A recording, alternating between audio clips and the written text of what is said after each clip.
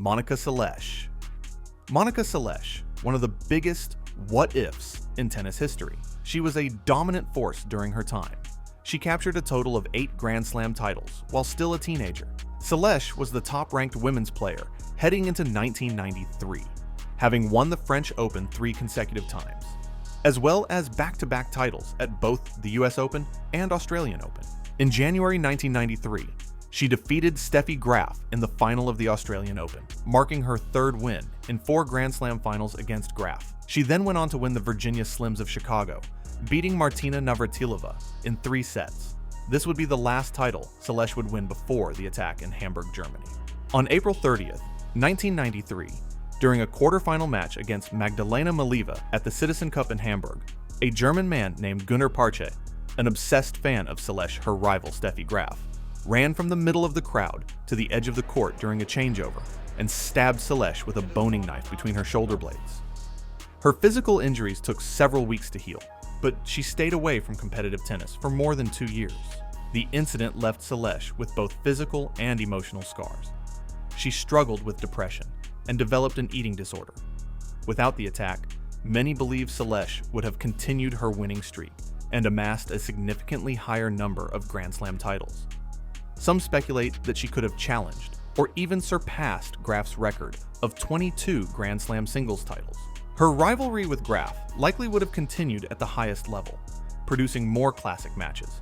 However, the psychological toll of the attack made it difficult for Seles to fully return to her pre-attack form. Seles herself has said that she doesn't dwell on the what-ifs of her career. Instead, she chooses to focus on her recovery and other accomplishments. The Big Three. Roger Federer, Rafael Nadal, and Novak Djokovic, known as the Big Three, dominated men's tennis for over 2 decades, winning a combined 66 Grand Slam titles. Their consistency, talent, and mental toughness raised the standard of the sport, making it incredibly difficult for other players to break through. They often stood in the way of their peers, leaving little room for anyone else to achieve major success. This dominance gave rise to one of the biggest what-if scenarios in tennis. What if the Big Three hadn't played in the same era? Would players like Andy Murray or Stan Wawrinka have won more Grand Slams? Would others like David Ferrer, Jo-Wilfried Tsonga, or Tomasz Berdych have had a real shot at becoming Grand Slam champions? Many came close, reaching finals and pushing matches to 5 sets, but were often stopped by one of the Big Three at the final hurdle. Had they emerged in different generations, the men's game might have looked very different. There could have been a wider mix of slam winners, more open rivalries, and perhaps a deeper pool of household names. The Big Three era created unforgettable tennis moments, but it also meant that greatness was incredibly concentrated in just a few hands. Bjorn Borg. Bjorn Borg was one of the top players of his era, a teenage sensation. From the start of his career, Borg quickly rose to global stardom. His consistent success helped push tennis into the mainstream during the 1970s, transforming the sport's image and attracting a new generation of fans. Borg had one of the most distinctive playing styles in the Open era. He was a baseline player who relied on powerful and heavy topspin ground strokes. His backhand in particular stood out. It was unorthodox. While he took the racket back with both hands, the actual shot was generated mainly with his dominant right hand. Just before contact, he would let go with his left hand and finish the swing like a one-hander. It was unconventional, but incredibly effective. His physical endurance, mental focus, and ability to dominate on both clay and grass made him nearly untouchable in his prime. Between 1974 and 1981, Borg won 6 French Open titles and 5 consecutive Wimbledon championships. That gave him a total of 11 Grand Slam singles titles, the most by any man in the Open era at that time. His rivalries with Jimmy Connors and John McEnroe became iconic, often crossing into pop culture and sports history beyond just tennis. Then, at just 26 years old, Borg stunned the tennis world by announcing his retirement. The pressure, the fame, and the relentless schedule had taken a toll on him. Mentally and emotionally exhausted, he walked away from the sport while still very much in his prime. On top of his early exit, Borg also rarely competed in the Australian Open, playing the tournament only once in his career. At a time when many top players skipped the event, it wasn't uncommon. but it still adds to the mystery of what could have been. What if he kept going? How many more slams would he have won? Could he have extended his Wimbledon reign? Could we be talking about Borg, not Federer, Nadal, or Djokovic, as the true GOAT? Altha Gibson. Altha Gibson, one of the greatest what-ifs in tennis history. A trailblazer in every sense, she shattered racial barriers in a sport that had long excluded black athletes. In 1956, she became the first African American to win a Grand Slam title, and the following year, she captured both Wimbledon and the U.S. Nationals, now known as the U.S. Open, repeating the feat in 1958. At her peak, she was unstoppable, winning 5 Grand Slam singles titles and paving the way for future champions like Arthur Ashe and Serena Williams. But Gibson's career unfolded in an era when opportunities for black athletes, especially women, were few and far between. She was often denied entry to clubs, tournaments, and endorsement deals, no matter how much she won. Much of her prime was spent battling racism off the court, while her white counterparts had the luxury of focusing solely on tennis. By the time the Open era began in 1968, allowing professionals to compete for prize money, Gibson had already retired from the sport. She was in her 40s. Imagine if she had been born just a couple of decades later, able to compete with equal access, resources, and visibility. Many believe she could have won far more titles and had a longer, more celebrated career. Gibson's legacy isn't just about what she achieved, but what she overcame. She opened doors in a time when no one else could, even if the world wasn't fully ready for her. And while the sport moved forward, thanks to her courage, it's hard not to wonder, if she had played in a different era, just how high could she have soared? Juan Martín del Potro, a 6'6" player with an athletic physique, a powerful serve, strong ground strokes, and a solid net game, Juan Martín del Potro was one of the few players who truly challenged the dominance of Roger Federer and Rafael Nadal during their prime. In the 2009 US Open, Del Potro announced his arrival in dramatic fashion. He dismantled Rafael Nadal in the semifinals in straight sets, then defeated the defending champion Roger Federer in a 5-set thriller. With that win, he became the only man outside the big three, Federer, Nadal, and Djokovic, to win a Grand Slam title between the 2005 French Open and the 2012 US Open, a stretch of 32 majors. Del Potro was one of the most promising players of his generation. His game had everything: raw power, heavy forehands, calm under pressure, and a willingness to attack. Many believed he would go on to win multiple majors, but his rise was tragically interrupted. Recurring wrist and knee injuries severely hampered his career. He underwent multiple surgeries and endured years of painful rehab, forcing him to miss long stretches of the tour. The physical toll was devastating, but the emotional toll may have been even greater. He once described it as a never-ending nightmare, a constant battle with pain, setbacks, and frustration. Despite the challenges, Del Potro still delivered some unforgettable moments. Winning an Olympic silver medal, reaching another US Open final in 2018, and producing countless big match performances. Still, the question lingers: what if his body hadn't betrayed him? How many more slams could he have won? Could he have been the one to truly break the Big Three's stranglehold on the sport? Might we have seen a rivalry between Del Potro and the greats that lasted over a decade instead of a flash of brilliance that left us wanting more? Juan Martín. Del Potro's story is one of both triumph and tragedy. But even when his body gave up on him, he never gave up on the sport. Nick Kyrgios. Few players in recent tennis history have stirred as much conversation and curiosity as Nick Kyrgios. A rare blend of raw talent and natural flair, he possesses one of the most electric games on tour, with a powerful serve, crisp ground strokes, and a knack for the spectacular. Kyrgios has often left fans and opponents stunned by what he can do with a racket. When he is locked in, he's capable of beating anyone on the court. Beyond the power and precision, it's the unpredictability and creativity of his game that stands out. From underarm serves to no-look volleys and between-the-legs shots, Kyrgios plays with a sense of instinct and showmanship that few others possess. His on-court tricks and explosive shot-making remind everyone of just how special his talent is. He does not just play tennis, he performs it. Kyrgios is often described as a polarizing player, known for his unique, unfiltered, and unapologetic personality. His emotional outbursts, confrontations with umpires, and sometimes controversial behavior have drawn criticism from media and fans alike. But at the same time, his raw authenticity and love for the sport shine through in his most brilliant performances. For all the headlines, the noise surrounding him also proves just how compelling he is to watch, and how good of a player he truly is. This is where the big what if comes in. What if Kyrgios had committed fully to his training, embraced the mental discipline of a top-tier athlete, and prioritized his fitness year-round? What if he had a consistent coaching team that could guide him through the highs and lows? Could he have been a regular Grand Slam champion, a top 5 mainstay, a legend alongside the greats of his era? In the end, Kyrgios, his career will always leave fans wondering what might have happened if the drive, mental and emotional toughness had matched the talent. Marat Saffin. Marat Saffin was one of the most gifted and unpredictable players to ever step on a tennis court. A former world number 1, Saffin had all the tools to dominate the sport. A powerful serve, clean ground strokes, one of the best two-handed backhands of his era, and a deft touch at the net. He won 2 Grand Slam titles, the 2000 US Open and the 2005 Australian Open, proving that on his good day, he could beat anyone.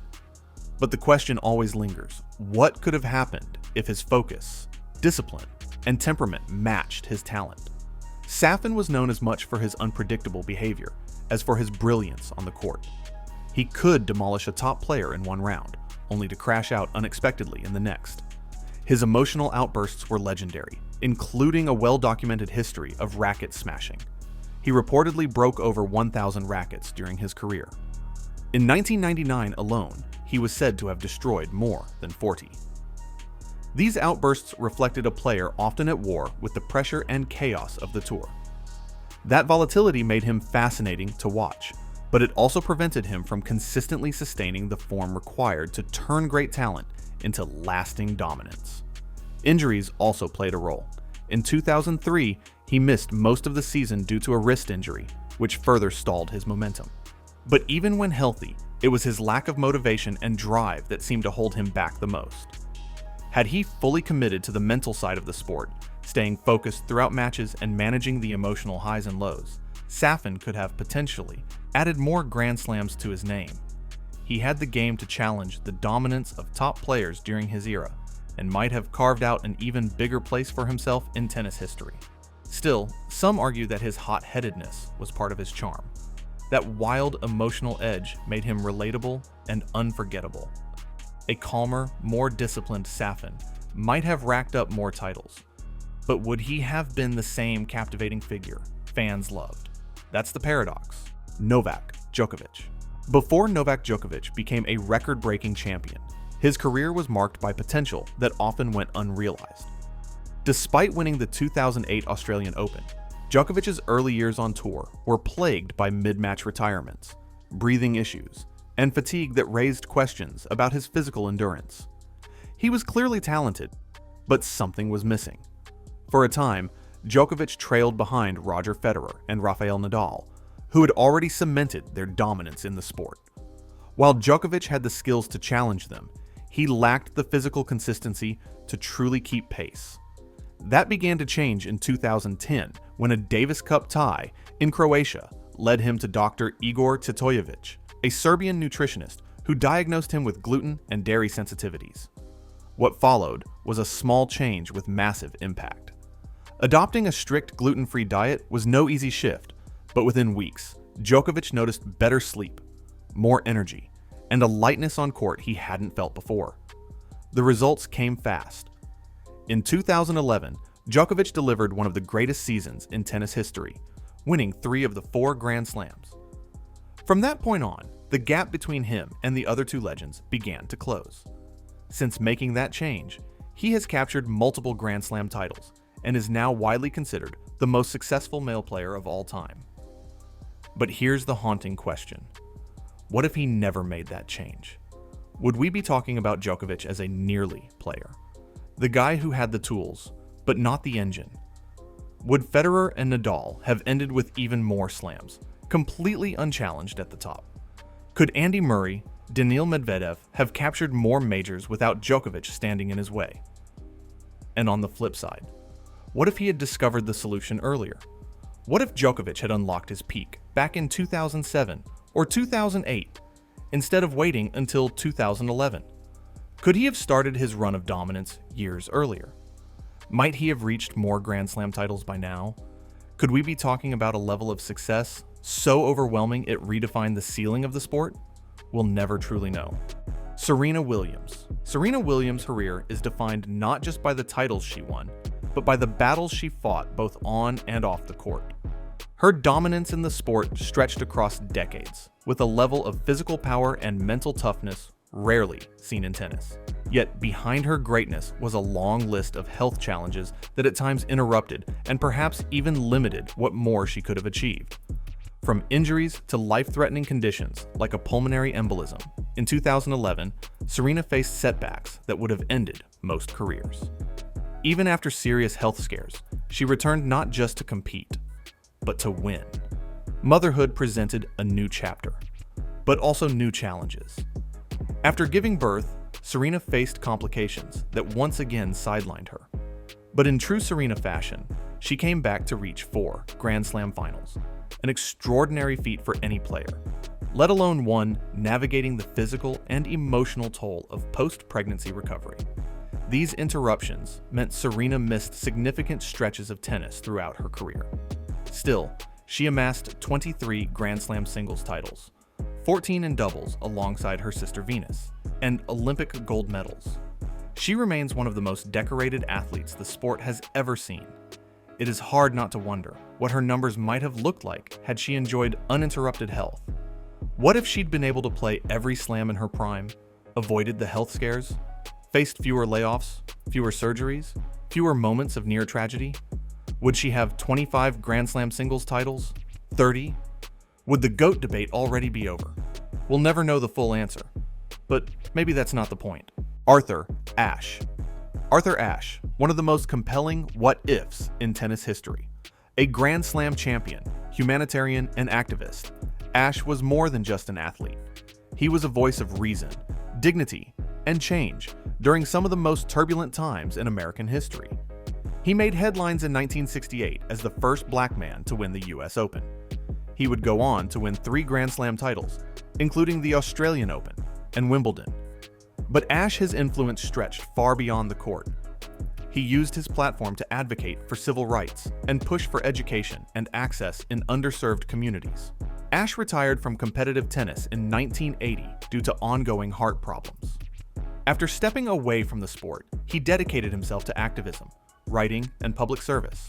He became a vocal advocate for civil rights, worked to raise awareness about apartheid in South Africa, and co-founded the National Junior Tennis and Learning Network to make the sport more accessible to underprivileged youth. He also wrote extensively, including a memoir and a 3-volume history of African American athletes. He was diagnosed with AIDS in 1988 and publicly revealed his condition in 1992. A year later, he passed away at just 49 years old. Had he lived longer, many believe Ashe would have continued to shape the world, not just in sports, but in global conversations around race, health, and human rights. His calm intelligence and fearless advocacy made him a rare and powerful voice. As both a mentor and a leader, his potential to inspire future generations was limitless. Arthur Ashe left behind a legacy of grace, courage, and purpose. Still, it's hard not to wonder what more he could have done if time had been on his side. Justine Henin, a fierce competitor with an elegant one-handed backhand. Justine Henin was known for her grit, precision, and mental toughness. Despite her relatively small frame, she dominated some of the most powerful players in the game. By 2008, she had won 7 Grand Slam titles and held the world #1 ranking.